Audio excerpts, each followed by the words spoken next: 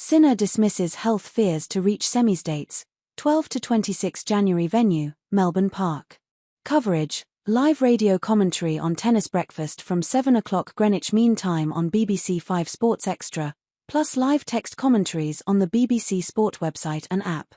Defending champion Jannik Sinner dismissed concerns about his physical state to thrash home hope Alex de Minaur and reach the Australian Open semi-finals. Sinner struggled with illness in his previous match but looked sharp in a 6-3, 6-2, 6-1 victory over 8th seed de Minaur. 2 days after being sick before playing Denmark's Holger Rune and needing to see a doctor, Sinner said he felt ready when he woke up on Wednesday. Sinner denied speculation he had pneumonia, saying blood tests after his fourth-round match were all good. "I feel like the illness has gone away now. I was feeling much better this morning," the world number one said. "When you are young you recover very fast, so it's a bit different." The 23-year-old Italian will face American Ben Shelton in the last four on Friday.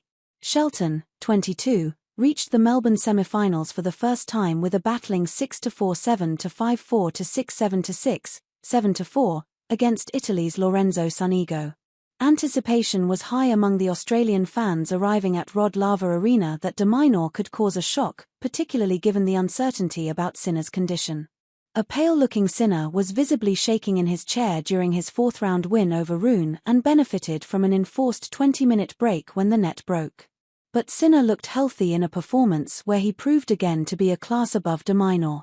The world number one struck the ball sweetly and consistently to outlast de Minaur in the rallies.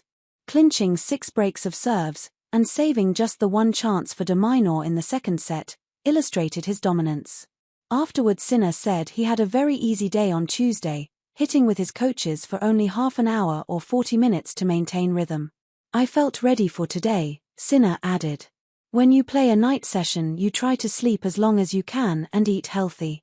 De Minaur came into the match with a terrible record against his opponent, losing all 9 of their previous meetings and winning just one set in the process. The 25-year-old Australian was looking to end that unwanted run and become the first home player since 2005 to reach the men's singles semi-finals. But what was expected to be a raucous atmosphere failed to materialise on a cool Melbourne night. It was testament to Sinner's assured display that he largely silenced the majority of the 15,000 fans. "Right now my worst matchup on tour is Jannik.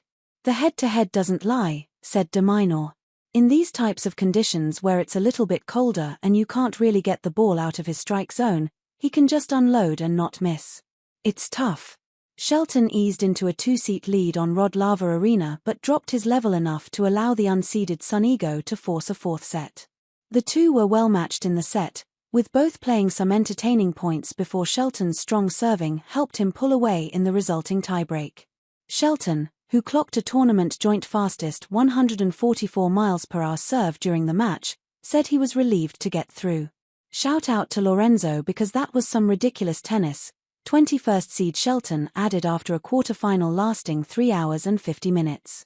Both players have benefited from a quarter of the draw which has been left wide open following the early exits of top 10 seeds Taylor Fritz, Daniil Medvedev and Andrei Rublev. Friday's semi-final will be Shelton's second in singles at a Grand Slam, having lost in the last 4 of the 2023 US Open to eventual champion Novak Djokovic.